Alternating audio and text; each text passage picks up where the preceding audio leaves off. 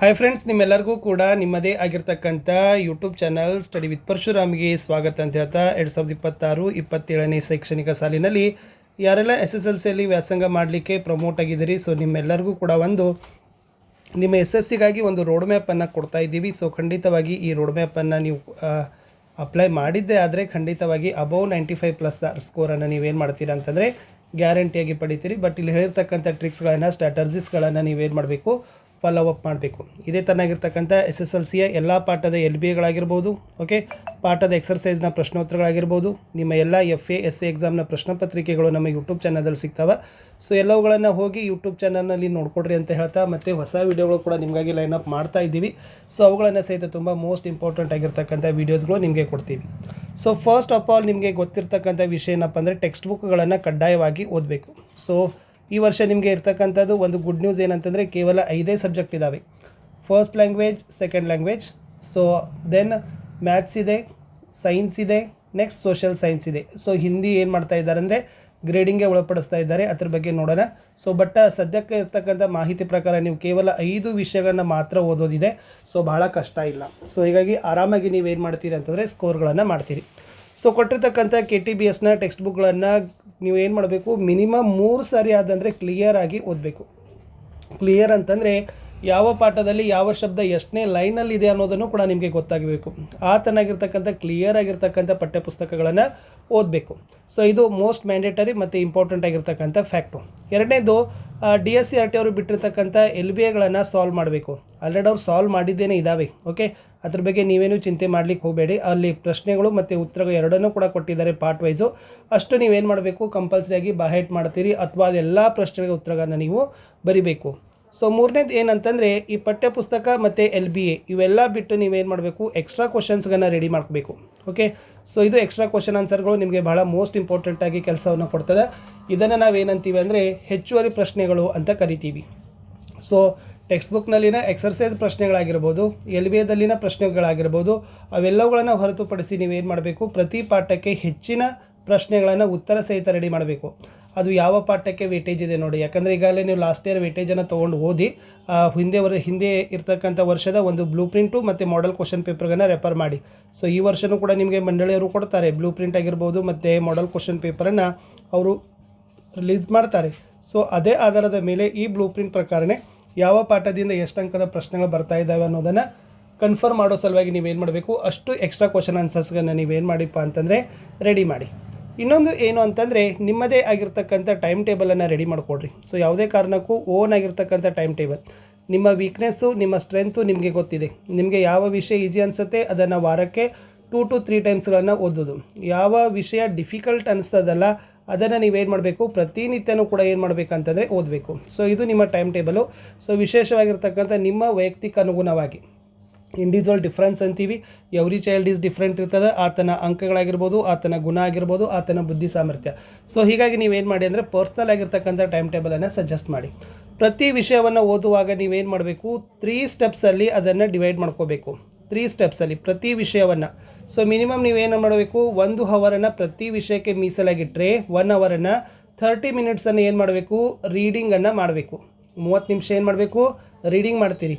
15 ನಿಮಿಷ ಏನು ಮಾಡಬೇಕು, ರಿಕಾಲ್ ಮಾಡಬೇಕು. ಓದಿದ್ದನ್ನು ಏನು ಮಾಡಬೇಕು, ಪದೇ ಪದೇ ನೀವೇನು ಮಾಡಬೇಕು, ಅದನ್ನು ಮರಳಿಸ್ಬೇಕು. ಅದನ್ನು ಬಾಹೆಟ್ ಮಾಡ್ತಾರಂತಾರಲ್ಲ ಆ ಥರನಾಗಿರ್ತಕ್ಕಂಥದ್ದು ಮಾಡಬೇಕು. ನೆಕ್ಸ್ಟ್ 15 ಮಿನಿಟ್ಸನ್ನು ಏನು ಮಾಡಬೇಕಂದ್ರೆ ರೈಟಿಂಗ್ ಮಾಡಬೇಕು. ಸೊ ಆವಾಗ ನಿಮಗೆ ಏನಾಗ್ತದೆ ಅಂದರೆ 60 ಮಿನಿಟ್ಸ್ ಆಗ್ತದೆ. ಸೊ ಏನು ರೈಟಿಂಗ್ ಮಾಡಿರ್ತಾರಲ್ಲ ಅದನ್ನು ನೀವು 30 ಮಿನಿಟ್ಸ್ ಓದಿದ್ದನ್ನು ಏನು ಮಾಡಬೇಕು, ವೆರಿಫೈ ಮಾಡ್ಕೋಬೇಕು ನಿಮ್ಮದೇ. ಸೊ ನಾನು ಓದಿದ್ದನ್ನು ಕರೆಕ್ಟಾಗಿರ್ತಕ್ಕಂಥದ್ದು ಇದೆಯಲ್ವಾ, ಈ ಪ್ರಶ್ನೆ ಉತ್ತರಗಳನ್ನು ಕರೆಕ್ಟಾಗಿ ನೀಟಾಗಿ ಬರ್ದಿದ್ದೀನಿಲ್ಲ, ಯಾವೆಲ್ಲ ಕೀ ಪಾಯಿಂಟ್ಸ್ಗಳು ಬರ್ತಾವೆ, ಯಾವ ಕೀ ಪಾಯಿಂಟ್ಸ್ಗಳು ಹೋಗಿದಾವೆ ಅನ್ನೋದನ್ನು ನೋಡಿ. ಈ ಥರ ಪ್ರತಿಯೊಂದು ವಿಷಯವನ್ನು ನೀವು ಏನು ಮಾಡಬೇಕಪ್ಪ ಅಂತಂದರೆ 1 ಅವರ್ ಅಂತ ನೀವು ಏನು ಮಾಡಬೇಕು, ಡಿವೈಡನ್ನು ಮಾಡಿಕೊಂಡು 30 ನಿಮಿಷ ಓದಿಗೆ, 15 ನಿಮಿಷ ಪುನಃಸ್ಮರಣೆಗೆ, 15 ನಿಮಿಷ ಬರವಣಿಗೆಗೆ ನೀವೇನು ಮಾಡಬೇಕು, ಓದಬೇಕು. ಆಮೇಲೆ ಒಂದು ವಿಷಯದಿಂದ ಇನ್ನೊಂದು ವಿಷಯವನ್ನು ಓದುವಾಗ ಮಿನಿಮಮ್ 10 to 15 ಮಿನಿಟ್ಸನ್ನು ನೀವೇನು ಮಾಡಬೇಕು, ಮೈಂಡನ್ನು ರಿಲ್ಯಾಕ್ಸ್ ಮಾಡಬೇಕು, ಗ್ಯಾಪನ್ನು ಕೊಡಬೇಕು. ಕಂಟಿನ್ಯೂ ಓದಲಿಕ್ಕೆ ಹೋಗಬೇಡಿ. ಸೊ ಬೆಳಿಗ್ಗೆ 2 ವಿಷಯ, ಸಂಜೆ 3 ವಿಷಯ, ಅಥವಾ ಬೆಳಿಗ್ಗೆ 2 ವಿಷಯ, ಸಂಜೆ 2 ವಿಷಯ. ಯಾಕಂದರೆ ಈಗ 5 ಸಬ್ಜೆಕ್ಟ್ ಇದ್ದಾವೆ. ಆಮೇಲೆ ಡೈಲಿ ನೀವೇನು ಮಾಡಬೇಕಂದ್ರೆ ನಿಮ್ಮದೇ ಆಗಿರ್ತಕ್ಕಂಥ ಎಂಟರ್ಟೈನ್ಮೆಂಟ್ ಆಗಿರ್ಬೋದು, ನಿಮ್ಮದೇ ಆಗಿರ್ತಕ್ಕಂಥ ಮನೆ ಕೆಲಸಗಳಾಗಿರ್ಬೋದು, ಹೋಮ್ವರ್ಕ್ಗಳಾಗಿರ್ಬೋದು, ತಂದೆ ತಾಯಿಗಳಿಗೆ ಮಾಡ್ತಕ್ಕಂಥ ಮನೆ ಕೆಲಸಗಳಲ್ಲಿ ನೆರವುಗಳನ್ನು ಮಾಡ್ತಕ್ಕಂಥ ಕೆಲಸಗಳನ್ನು ಸಹಿತ ನೀವು ಮಾಡಲೇಬೇಕು. ಇನ್ನೊಂದು ಮೋಸ್ಟ್ ಇಂಪಾರ್ಟೆಂಟ್ ಏನಂತಂದರೆ ನೀವು ಎಲ್ಲ ಇವುಗಳನ್ನು ಒಂದು 3 ಟೈಮ್ ಏನಾಗಬೇಕಂದ್ರೆ ಓದಿ ಪರ್ಫೆಕ್ಟನ್ನು ಮಾಡಬೇಕು. 3 ಟೈಮ್ಸ್ ಪರ್ಫೆಕ್ಟ್. ನೋಡಿ, ಪ್ರತಿ ಪಾಠದ ಪ್ರಶ್ನೋತ್ತರಗಳಾಗಿರ್ಬೋದು, LBಗಳಾಗಿರ್ಬೋದು, ಓಕೆ, ಮಾಡೆಲ್ ಕ್ವಶನ್ ಪೇಪರ್ಗಳಾಗಿರ್ಬೋದು, ಎಲ್ಲವುಗಳನ್ನು ನೀವು ಏನು ಮಾಡಬೇಕು, ಇವಾಗ ನೀವು ಜೂನ್ದಲ್ಲಿ ಸ್ಟಾರ್ಟ್ ಆಗ್ತದೆ ಅಂತಂದರೆ June, July, August, September. So ಸೆಪ್ಟೆಂಬರಲ್ಲಿ ಆಲ್ರೆಡಿ ಅರ್ಧ ವಾರ್ಷಿಕ ಮುಗೀತದೆ. ಬಟ್ ನೀವೇನು ಮಾಡಬೇಕು, ಸೆಪ್ಟೆಂಬರ್ ತನಕ ಫುಲ್ ಸಿಲೆಬಸ್ಸನ್ನೇ ರೆಡಿ ಮಾಡ್ಕೋಬೇಕು. ಸೊ ನೋಡಿ, ಇವಾಗಲೇ ನಮ್ಮ ಯೂಟ್ಯೂಬ್ ಚಾನಲ್ಗಳಿದ್ದಾವೆ, ನಿಮಗೆ ಮಟೀರಿಯಲ್ಸ್ ಇದ್ದಾವೆ. ನೀವೇನು ಮಾಡಬೇಕು, ಜಸ್ಟ್ ಈಗ ನಿಮ್ಮ ಶಾಲೆಯಲ್ಲಿ ನಮ್ಮ ಭಾಷೆ ಪಾಠ ಹೇಳ್ತಾ ಇದ್ದಾರೆ ಅಂತ ತಿಳ್ಕೊಂಡ್ಬಿಡಿ. ಅದು ಒಂದು ಇಲ್ಲಾಂದರೆ ಒಂದು 4 ರಿಂದ 5 ಅವಧಿ ಆಗ್ತದೆ. ಅಷ್ಟು 5 ಅವಧಿಯೊಳಗೂ ನೀವು ಕುಂದ್ರಾಗ ಅವಶ್ಯಕತೆಯೇ ಇಲ್ಲ. ಸೊ ನಮ್ಮ ಭಾಷೆ ಪಾಠ ಕೇವಲ ಬರ್ತಕ್ಕಂಥದ್ದು 3 ಅಂಕ, 1 ಅಂಕದ 1, 2 ಅಂಕದ 1. ಸೊ ಇದನ್ನು ನೀವೇನು ಮಾಡಬೇಕು, 2 ದಿನದಲ್ಲಿ ನಮ್ಮ ಭಾಷೆ ಪಾಠವನ್ನು ಓದಿ. ಸೊ ಮುಂದೆ ಇರ್ತಕ್ಕಂಥ 2 ಪಾಠ ವ್ಯಾಘ್ರಗೀತೆಯನ್ನು ನೀವೇನು ಮಾಡಬೇಕು, ಓದಬೇಕು.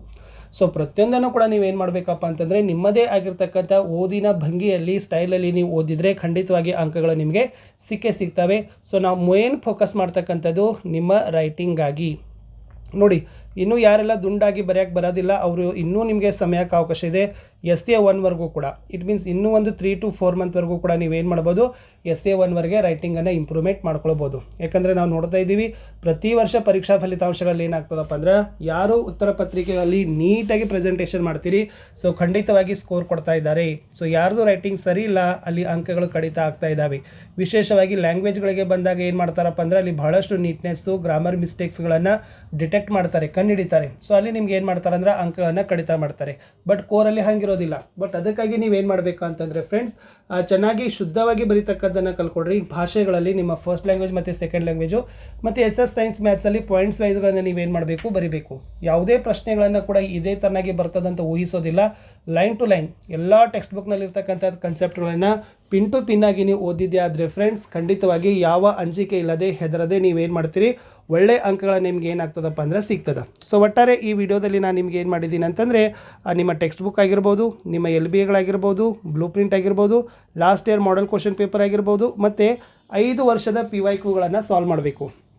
5 ಇಯರ್ಸ್ PYQಗಳನ್ನು. ಸೊ ಅಂದರೆ ನೀವೀಗ 2027ರಲ್ಲಿ ಬರೀತೀರಂದರೆ ಮಿನಿಮಮ್ 22ದಿಂದ 22ರಿಂದ 26ರವರೆಗೂ ಕೂಡ ಇರತಕ್ಕಂಥ ಪರೀಕ್ಷೆಯ ಒಂದು ಹಿಂದಿನ ವರ್ಷ ನಡೆದಿರ್ತಕ್ಕಂಥ ಪರೀಕ್ಷಾ ಪ್ರಶ್ನೆಗಳನ್ನು ನೀವೇನು ಮಾಡಬೇಕು, ಸಾಲ್ವ್ ಮಾಡಬೇಕು. ಆಲ್ರೆಡಿ ನಿಮಗೆ ಸ್ಟೂಡೆಂಟ್ ಕಾರ್ನರ್ ಅಂತ ಹೋದರೆ ನಮ್ಮ ಬೋರ್ಡ್ನಲ್ಲಿ ಎಲ್ಲ ಸಿಗ್ತದೆ. ನಿಮಗೆ ಪ್ರಾಪರ್ ಆನ್ಸರ್ ಶೀಟ್ ಸಿಗ್ತಾವ, ಆಮೇಲೆ ಸ್ಟೂಡೆಂಟ್ ಕಾರ್ನರಲ್ಲಿ ಮಾಡೆಲ್ ಕ್ವಶನ್ ಪೇಪರ್ಗಳು ಸಿಗ್ತಾವೆ. ಎಲ್ಲವನ್ನೂ ಕೂಡ ಅಲ್ಲಿ ಏನು ಮಾಡಿದ್ದಾರೆ ಅಂತಂದರೆ ಇಟ್ಟಿದ್ದಾರೆ. ಸೊ ಲಾಸ್ಟ್ 5 ವರ್ಷದ PYQಗಳನ್ನು ನೋಡಿದರೆ, ಪ್ರೀವಿಯಸ್ ಇಯರ್ ಪ್ರಶ್ನೆ ಪತ್ರಿಕೆಗಳನ್ನು ನೋಡಿದರೆ ಯಾವ ಪಾಠದಲ್ಲಿ ಹೆಚ್ಚು ಪ್ರಶ್ನೆಗಳು ಪುನರಾವರ್ತನೆ ಆಗ್ತಾ ಇದ್ದಾವೆ, ಯಾವ ಥರದ ಪ್ರಶ್ನೆಗಳು ಬರ್ತಾ ಇದ್ದಾವೆ, ಎಷ್ಟು ಅಂಕಕ್ಕೆ ಬರ್ತಾ ಇದ್ದಾವೆ ಅಂತಕ್ಕಂಥ ಕ್ಲಿಯರ್ ಪಿಕ್ಚರ್ ನಿಮ್ಗೆ ಏನಾಗ್ತದಪ್ಪ ಅಂದರೆ ಸಿಗ್ತದೆ. ಇಷ್ಟೆಲ್ಲ ನಾನು ಹೇಳಿರ್ತಕ್ಕಂಥ ವರ್ಕೌಟ್ಗಳನ್ನ ಮಾಡಿದರೆ ಖಂಡಿತವಾಗಿ ನೀವುಗಳು 2026-27ರ SSLC ವಾರ್ಷಿಕ ಪರೀಕ್ಷೆಯಲ್ಲಿ ಖಂಡಿತವಾಗಿ ಟಾಪರ್ ಆಗ್ತೀರಿ. ಸಮಯ ಅನ್ನೋದು ಬಹಳ ಅಮೂಲ್ಯ. ಸಮಯದ ಒಂದೊಂದು ಸೆಕೆಂಡನ್ನು ನೀವು ಏನು ಮಾಡಬೇಕಪ್ಪ ಅಂದರೆ ಸದುಪಯೋಗವನ್ನು ಮಾಡಿಕೊಂಡಿದ್ರೆ ಮಾತ್ರ SS ಅಂತಕ್ಕಂಥದ್ದು ನಿಮಗೆ ಸಿಗ್ತದೆ. ನಿಮ್ಗೆ ಅನ್ನಿಸ್ತದೆ ನಾನು 95 ಮಾಡ್ತೀನಿ, 98 ಮಾಡ್ತೀನಿ, ಬಟ್ ಆದರೆ ಅಷ್ಟು ಈಸಿಯಾಗಿರ್ತಕ್ಕಂಥದ್ದಿಲ್ಲ. ಪ್ರಶ್ನೆಗಳನ್ನು ಪ್ರತಿ ವರ್ಷ ನಾವೇನು ಮಾಡ್ತಾ ಇದ್ದೀವಿ ಅಂದರೆ ಕಠಿಣತೆ ಮಟ್ಟಗಳಿದ್ದಾವೆ, ಟ್ವಿಸ್ಟ್ ಮಾಡ್ತಾ ಇದ್ದಾರೆ, ಡಿಫಿಕಲ್ಟಾಗಿ ಕೇಳ್ತಾ ಇದ್ದಾರೆ. ಹೀಗಾಗಿ ಪಾಸ್ ಆಗೋದು ಅದು ಬೇರೆ, ಬಟ್ ಸ್ಕೋರ್ ಮಾಡಿ ಹೆಚ್ಚು ಅಂಕಗಳನ್ನು ಗಳಿಸೋದಿದೆಯಲ್ಲ ಅದು ತುಂಬ ಕಷ್ಟ. ಸೊ ಅದಕ್ಕಾಗಿ ನೀವೆಲ್ಲರೂ ಕೂಡ ಪ್ರಿಪೇರ್ ಆಗಿ ಚೆನ್ನಾಗಿ ಅಂಕಗಳನ್ನು ಗಳಿಸಬೇಕು. ನಮ್ಮ ಯೂಟ್ಯೂಬ್ ಚಾನಲ್ನಲ್ಲಿ ಭಾಳಷ್ಟು ವಿಡಿಯೋಗಳನ್ನು ನಿಮಗಾಗಿ ಕೊಡ್ತೀವಿ, ಅವೆಲ್ಲವುಗಳನ್ನು ನೋಡಿ ಅಂತ ಹೇಳ್ತಾ, ಸೊ ಹೇಗನ್ಸಿತ್ತು ಅನ್ನೋದನ್ನು ಕಮೆಂಟ್ ಮಾಡಿ. ಸೊ ನಾನು ಸಿಗ್ತೀನಿ ಇನ್ನೊಂದು ಹೊಸ ಅಪ್ಡೇಟ್ನೊಂದಿಗೆ. ಅಂಟಿಲ್ ಟೇಕ್ ಕೇರ್, ಬಾಯ್.